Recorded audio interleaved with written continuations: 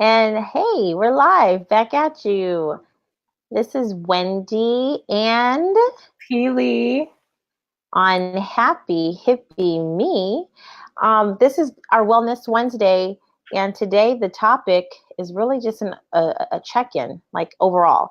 So the last couple of weeks, we kind of established the genesis of this channel and vlog, and just why we wanted to share this wonderful wellness information. We gave a little bit of background about ourselves as well. We have a second video where Pili really went into like all of the who, what, when, where, why about doTERRA and what essential oils are, the myths and the facts, which was really cool. And we'll make sure that, if you have any questions about that, we'll send that link to you directly. But today is really a general check-in, and it's something that Pili and I have threatened to do on many occasions, because sometimes our conversations just on like the regular turn out to be like these, like we're like, man, where are the cameras? they're like so on point. And so honestly, I want to start by just asking Pili, how are you? Because this week I didn't really get a chance to hear from you, and so like I really want to know, how are you? Yeah, well, I am. I'm good. No, I like to really answer. Okay, the reason I pause is like when people ask me that question, I really like to answer it honestly and truthfully. There are some times when I hate that question so much just because I'm not one of those people that's like, oh, hey, how are you? And like not expecting a response. Like I'm literally wanting to know how you are. So I guess I'm one of the foolish people who believe that when people ask me how I'm doing, they really want to know the answer. So I really try and stop and take a breath and kind of really feel it. How am I doing? So honestly, I'm doing really well today, feeling really good today. I've had a really good and productive week. One of the things that I've really been working on with my husband, and we've just been talking, is me being sure and focused on my trajectory of what I'm trying to accomplish and who I'm trying to help, and where I show up to meet people that need my help. And so one of the things that we talked about today, I said to him, I was like, every single day, I'm just listening. I'm listening. I'm waiting for that inclination, that inspiration, that desire, that momentum to inspire me. And then I'm taking action. So I'm not waiting or allowing myself to talk myself out of doing the action. But I'm moving forward in the action, but then I'm also not trying to do too many things. So I would say that I'm doing well because I'm really focused on doing a few things, and doing a few things very intentionally. I love that word. Yeah. So that's where I am. And as I was driving back from dinner tonight, one thought that I had is that I really want to get back into my meditation practice. So that's something that has kind of fallen away. My son started school, and unfortunately, it just feels like it's too early.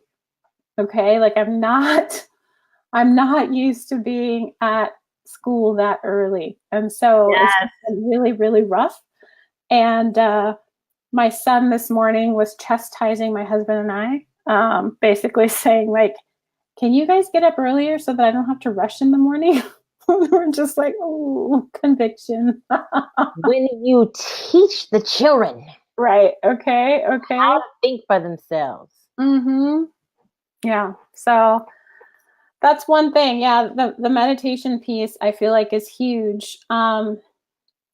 Before, let's see, before the summer, I was running like a chicken with my head cut off, and I was running in a million different directions.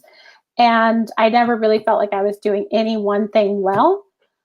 And I always felt like I was behind.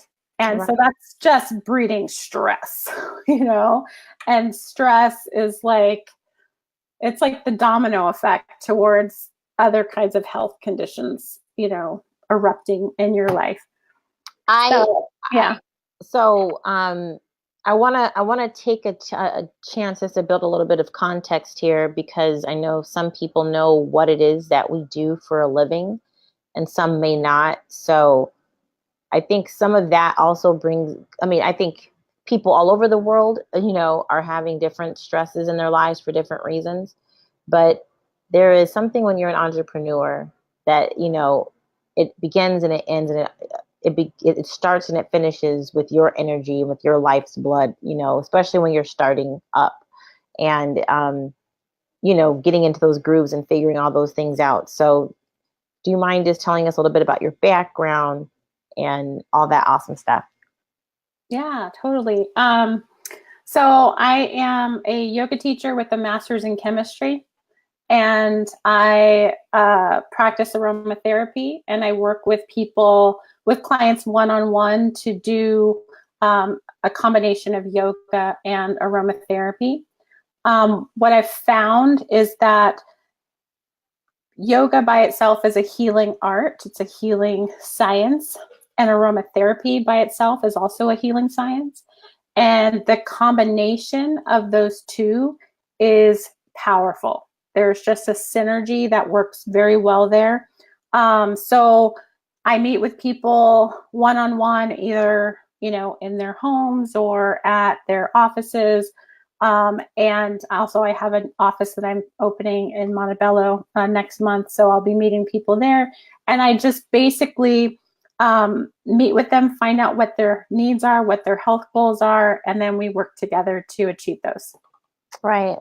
That's excellent. You all, just as like a shameless plug, but my cousin is the truth when it comes to this yoga stuff. I'm not even pretending. She took our moms and aunts who grew up in a much different understanding and belief about what yoga was. I promise the first time I ever brought yoga home, my mom was like throwing holy water on me at the same time and praying in tongues because she just didn't understand it. And Pili is literally a world-class yoga therapist, and she's really helped us all through a bunch of stuff. And now my mom gets down there with me and does some stretches and stuff and learned about her core and all this kind of stuff. So it's really nice to see that education and the health that it brings. Mm-hmm. Can I just say one thing on that piece? Yes. So one of the main goals that I have when I work with people is to help them to see that they are the type of person that does yoga. So I work with a lot of people who are coming to yoga for the first time, who for whatever reason have believed that they don't fit into the type of person that does yoga. Maybe it's because of their age, maybe it's because of their weight, maybe it's because of their, you know, perceived lack of flexibility. Whatever it is, whatever excuses that they have around, I know yoga is good for me, but I don't think it's my cup of tea. Like, those are the people that I work with and that I love the most, because what I can show them is there is the right yoga for you. And that's what is beautiful. That's what's different about yoga therapy versus working in a group yoga class. It's individualized. It's for the person. So for primarily the people that I see are people who feel for whatever reason that a yoga class or going to a yoga studio or going to a yoga class in the gym is just not a good fit for them. They don't belong there. And so where they find themselves on the mat working with me, they find a place to belong. Well, I love that. And I just put up I'm still both of us are still figuring out how to use this interface, and I'm putting up questions as you talk too. So these are just things for you all to think about answering. And remember, do you want more information about yoga? You are the type of person who does yoga. Health is wealth. And I just put that up there because dispelling those types of misconceptions. I know a lot of people, maybe in the older generation now and back in the day, but there's still this idea that being healthy means that you can't have fun, you can't eat the food that you grew up on and that your family grew up on. I've even heard some people of color say that certain types of workouts and certain types of health practices is white. I literally have heard that. And so in some kind of way, it's giving up a bit of their ethnicity and their culture to practice yoga. But in this microwave, everything very fast paced, every single thing that you're a part of, whether it's work or social or just information, is like pinging you nonstop. You see this little blue button? It's flashing. That means that somebody tried to get my attention in some sort of way. And most of my notifications are turned off on my phone. But when you're living in that type of constant stimulation, believe me, yoga is life saving and life giving. Yeah. So, and I love what you said about, sometimes people of color will think, oh, this is only for white women, or it's only for white people, or it's only for affluent people who have a lot of money. And I think what's interesting is that the origins of yoga is from, India. So it has nothing to do with European, or Caucasian people from the beginning. Of course, in the 60s and 70s, as yoga started to move from the East into the West, then of course there were the early adopters, and those were some of the hippies and some of the, people that were more open to this new age type of spirituality. And so that's how yoga became adopted into Western culture.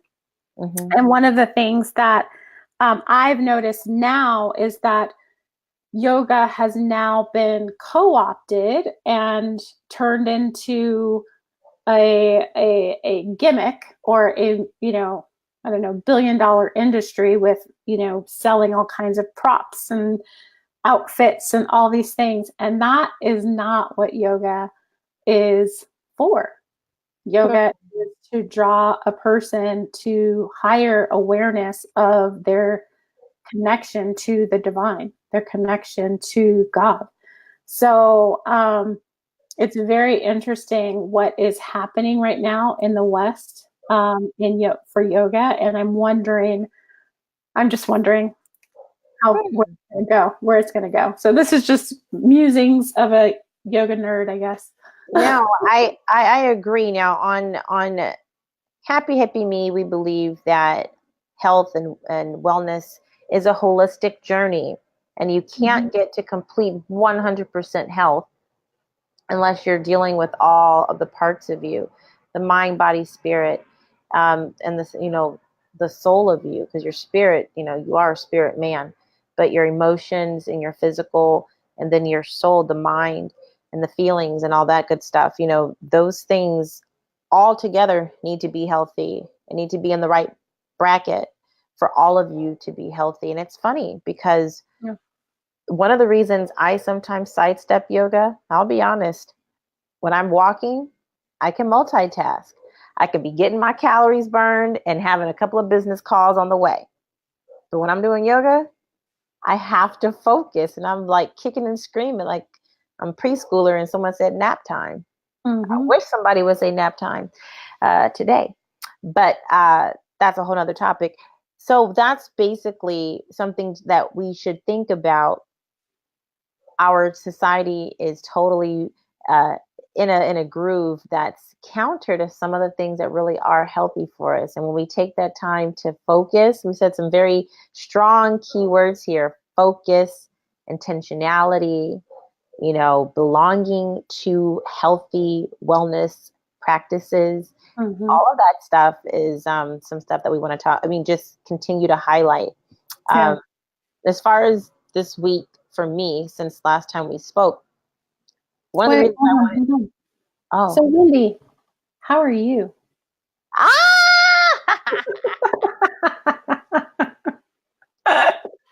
Well, I am doing wonderfully well. I actually, Happy Hippy Me is an extremely inspiring platform, and it is really kind of jump started along with a couple of other things in my life to get really back into the doing part of the things that I've been meditating on.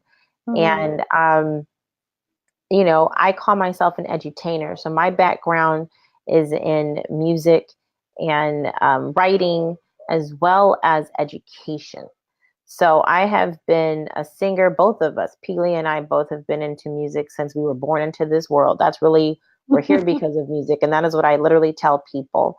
We're like kind of like the causal link between the 70s and like the new school. Well, the classic new school now, right? 90s R&B and the stuff that was good. I'm playing. I'm not trying to say current stuff can't have appeal. But basically, that is our beginnings. And then we both became educators. She's a scientist, okay? And then my sister and I, we became formal educators with LA Unified School District. I taught ninth grade English for a long time. And then I ended up working for the city in different nonprofits, teaching career development and professionalism and how to help young people and older people get into jobs or trainings that would help them get a good paying job. And I started realizing that connection between purpose and somebody being whole and happy.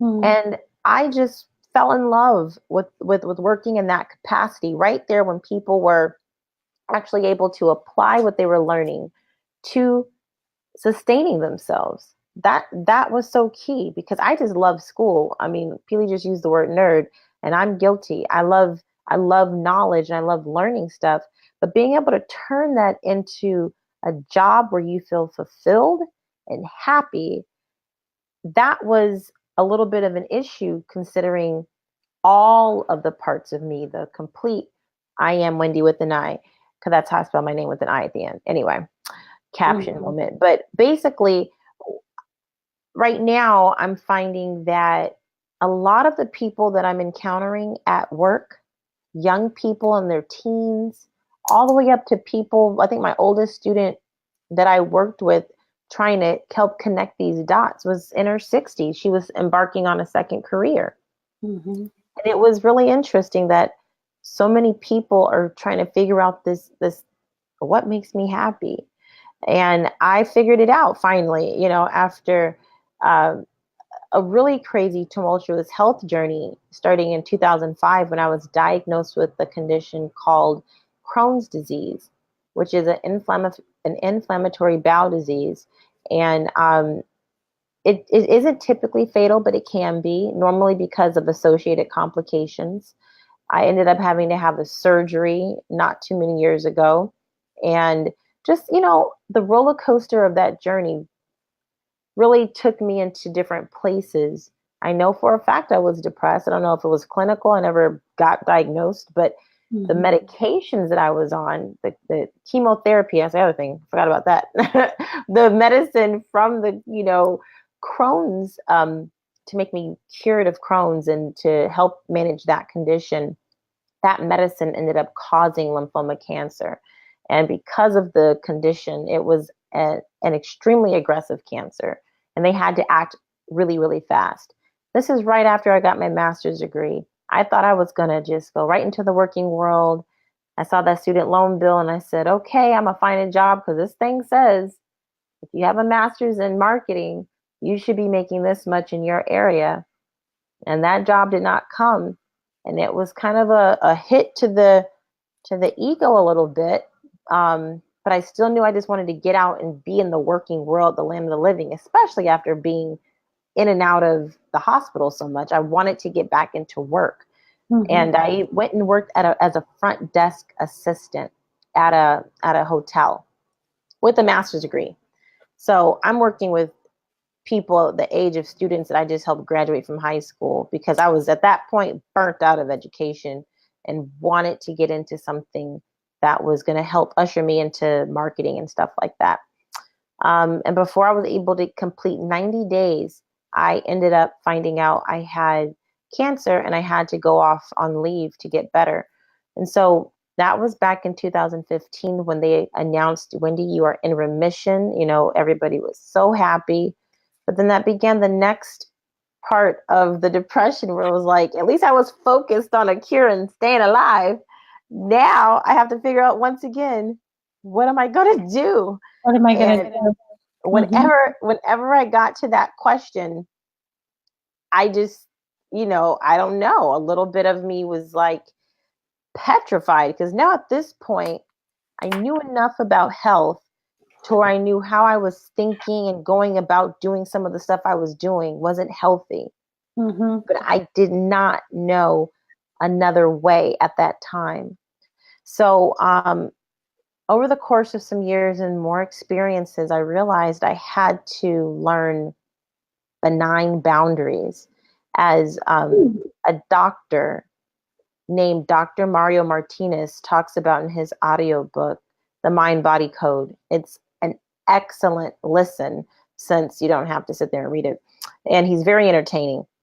But he talks about benign boundaries, and he talks about how he's done a study on centenarians, people who live to be 100 or more all around the world, and they're healthy. They're not on life support. They're not dwindling. They're extremely sharp, have a whole conversation. They have lives. And the biggest thing that he realized is that these people all around the world, the common threads that they had, it wasn't that they were all super health nuts and didn't eat red meat, or they were vegan. In fact, he mentions that he's never met a vegan centenarian, someone who lived to be over 100. And that's not to say veganism isn't, good for some people. I'm just stating that. But what he mentioned is their commitment to themselves, their loyalty to themselves, and their honoring of themselves. And I thought, and those three words are the healing fields for something he calls archetypal wounds. Archetypal wounds of abandonment, betrayal, and shame. Those are huge. Those are huge. And on the vibrational chart, shame is literally the lowest. I mean, if you're dealing with a ton of shame, I mean, can you say those three one more time?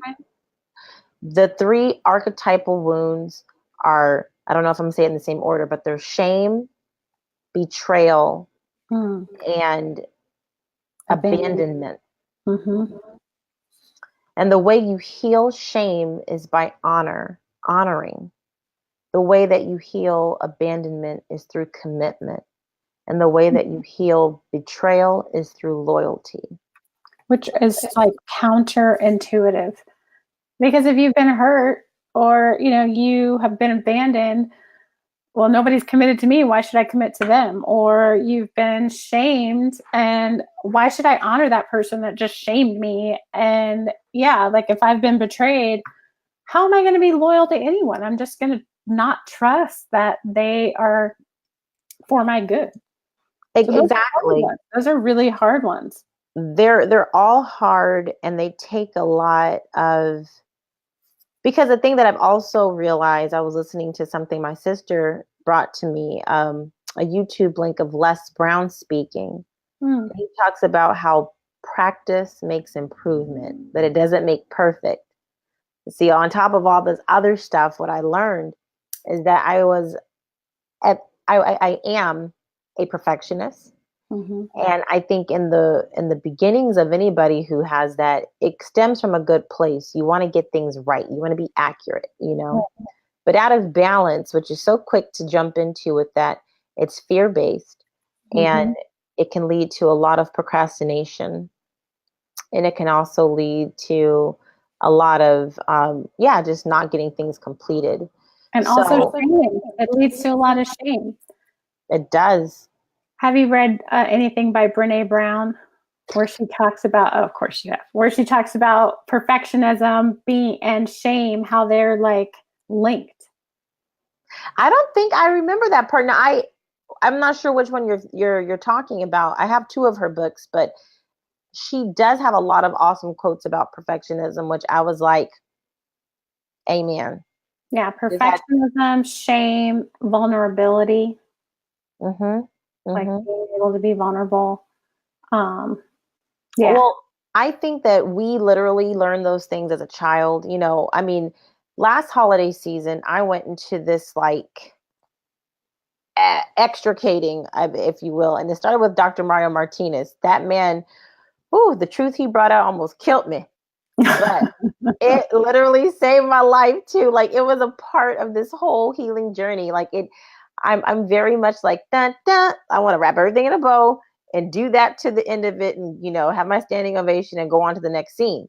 Yeah. But when it comes to this healing work that we all embark on at different points in our lives, especially if once we become self-aware and we look at the patterns and go, this happened then, this is happening now. And you get curious. I love that word, getting curious, because when you do that, you really take the shame off of it, and you can look at yourself like you're just something you're studying in school. Like, why am I doing that? Yeah. And the more I do that, the less I grow to my reactions of just going back into my old scripts. And I'm able to still have a good day after something triggers me, you know, because that is one thing that happens. If you live long enough, you will be disappointed. And it's very easy to get to a point where you just want to, you know, get mad at somebody, or just, you know, fall back into a thought that comes from a past experience. Yeah. So and I just want to, I've been writing notes as you've been talking. You started to talk about benign boundaries. Oh, Can yeah. you give us a definition of benign boundaries? Benign boundaries. Pili, you're so good. I wish you could do this little agenda thing. Sorry. So benign boundaries are basically when you basically keep your commitments to yourself. So I live with a bunch of family. And when I say I live with a bunch of family, like in my house, I don't live with a bunch of family, but I have a lot of family who has access to me. And I feel very much, I mean, my heart of hearts wants to give that piece of me all the time to them. Of course. And I've realized that in order for me to get on with certain things that I have to get done, I have to be able to say no sometimes. And that benign boundary simply means, hey, you know, I set up a commitment after work to do so much work or studying or putting together a curriculum or just whatever it is, like something that I need to do for me. But it's not something that my boss is making me do. It's not something that I have to do for a doctor's appointment, the things that I'm normally loyal to. It's something that I made a commitment to do for myself. I cannot tell you the number of times I've broken those commitments for family because they asked me to do something, and it's like, well, I have the time to do it. Why won't I do it? I can do it. And then I have scraps for myself. So when you set up benign boundaries, it's simply saying, oh, you know what? I can't do it right now, but maybe in a couple of hours. Or you know what? Let's schedule some time to do that on this day. And you really make the time to do it, but you don't take away something that you've set aside for yourself. You know, that's the benign boundary. And I think a lot of times we as women, we typically put ourselves at the lowest place on the list. So we have our priorities, and it's, you know, work, husband, kids, church activities, you know, like helping out grandma, like all, and then it's like at the very end, oh yeah, me. And you can't help anyone if you're not doing well.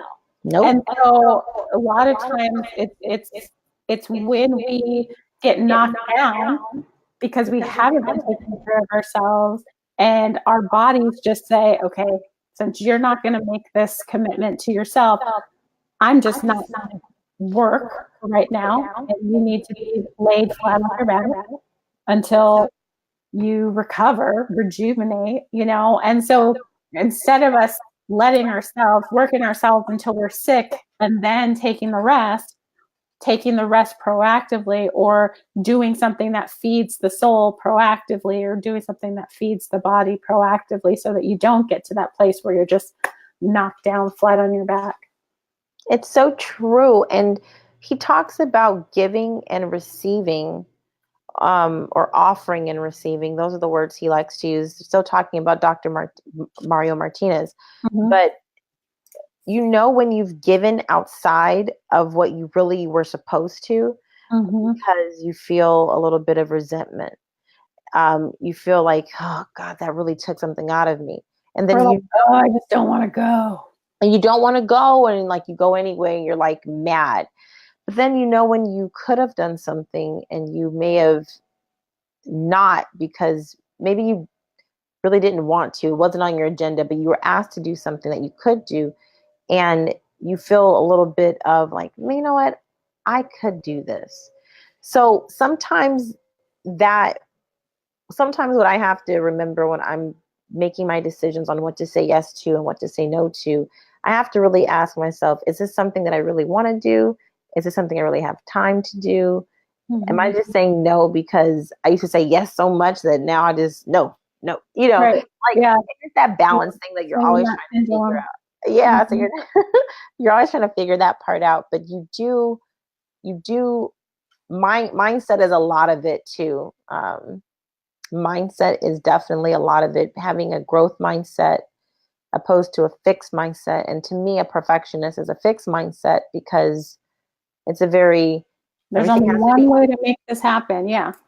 That makes sense. So all of these things are extremely, as far as me putting it into practice and applying it, newer for me. I've been hearing about, I know a lot of stuff, and that's the thing. When you're very smart, you're used to know a lot. Like this. When they don't come like this, you're like, well, what's wrong with me? Yeah. I put my Clary Sage on. I don't want Clary Sage. I have my Breathe. I was using Breathe. I said, you know what? It's true. When you're going through a stressful moment, the first thing that you forget to do is breathe. Yes, that's true. That's true. It's a lot of times what I talk to my clients about is just observing your breath, recognizing where are you breathing from. Because if you are driving on the 101 freeway and a propeller plane crashes, how do you think you're going to breathe? Do you think you're going to breathe deeply, or do you think you're going to breathe shallowly and in your chest? Probably you're breathing shallowly and in your chest, and you're going, oh my God, oh my God, right? And that triggers your brain up, fight or flight, release that cortisol, time to get going, and it's not a bad thing primarily, because you do need to get out of there. There's a plane burning, and I don't know if anybody saw this on the news yesterday, but that's what I'm talking about. There was a plane that crashed on the 101, and I was just like, oh my gosh. Oh wow. Yeah. I didn't know that. Dang. Yes. I'm glad I didn't have to be on the 101 yesterday, because that would have been terrible. I hope everyone's okay. But the pilot was fine, and so far I didn't hear that anybody passed away, so that's good. Oh, good. Well, yeah, no, that's definitely, so breathing is important. That's another thing I love yoga for. And of course, our Breathe by doTERRA. But so that I think sums up a really healthy check-in. Pili, you really highlighted some good points as I was just sharing my last week or so, and I loved what you talked about too. Just before we close, is there any recaps or anything that you wanted to just close out with?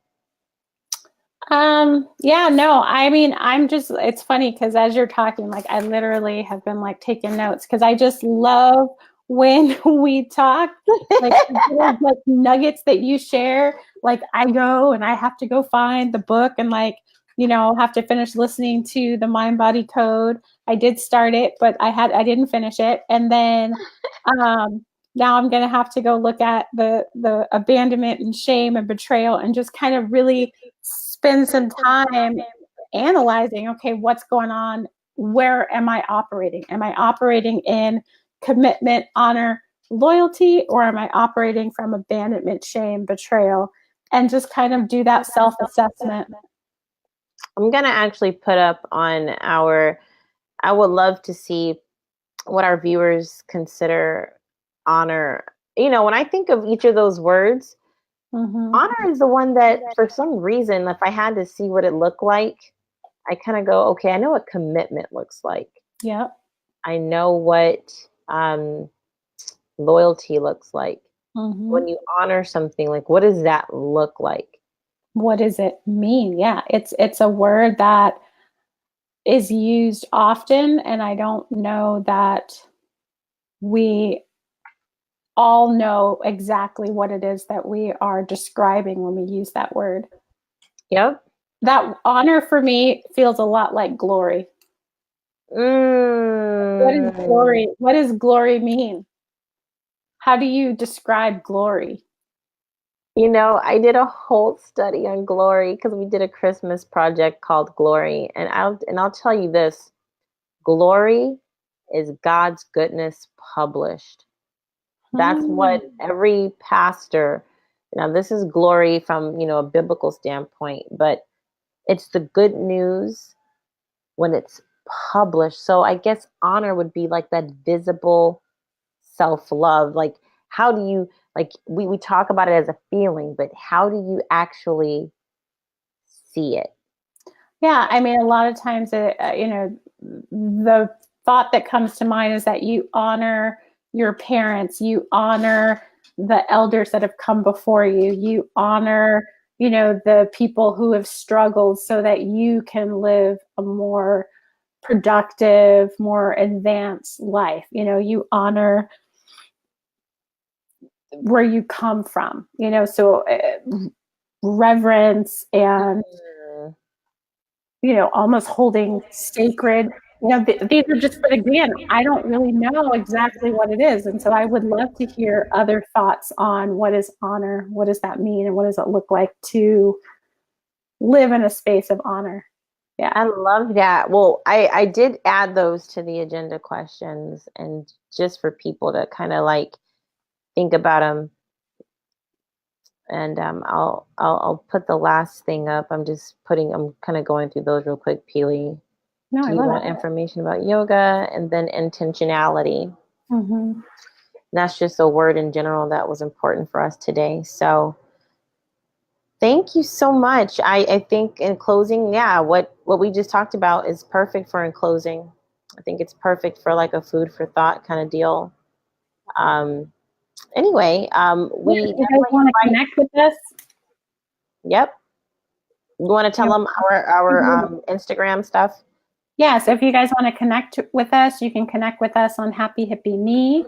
That's our Instagram. And you can also contact us on Facebook.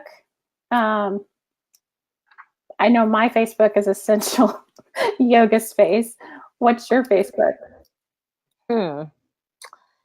It's definitely my name, but don't ask me where. Happy Hippy Me. If you go to Happy Hippy Me, you'll get the both of us. That's Instagram. Yeah. That's also, we have a Happy Hippy Me Facebook page, I think. We do, yeah.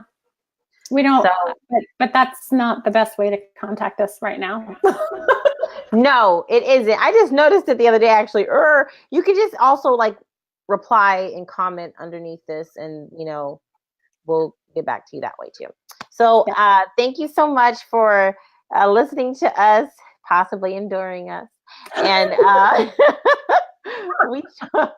we're having fun here, guys. That's how that goes. So join us next week on Happy Hippy Me. This is Wendi. This is Pili. Yes. Signing off. Thank you. Bye.